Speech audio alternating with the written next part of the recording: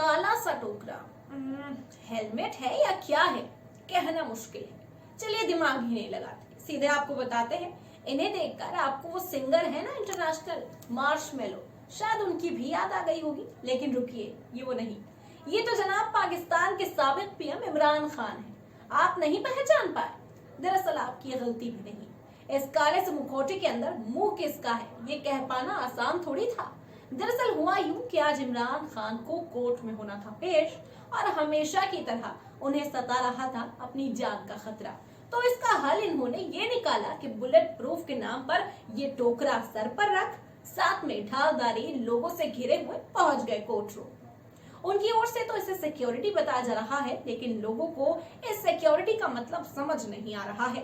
पूरा शरीर हवा में है और सर पर घड़े की तरह ये टोकरा। या यूं कहें कि इमरान गए तो थे कोर्ट से राहत मांगने, लेकिन देखकर लग रहा है कि जैसे उन्हें फांसी की सजा हो गई हो। खैर, मकसद जो भी हो, इमरान के इस अपीयरेंस से लोग सोशल मीडिया पर खूब ठहाके लगाते हुए नजर आ रहे हैं। वैसे आपको बता दें कि ये वही इमरान खान है जिन्हें मौत से डर नहीं लगता है। हाँ, ये वही है जो पाकिस्तान के नाम पर अपनी जान कुर्बान करने को तैयार है। बाकी वीडियो देखकर आप खुद ही समझ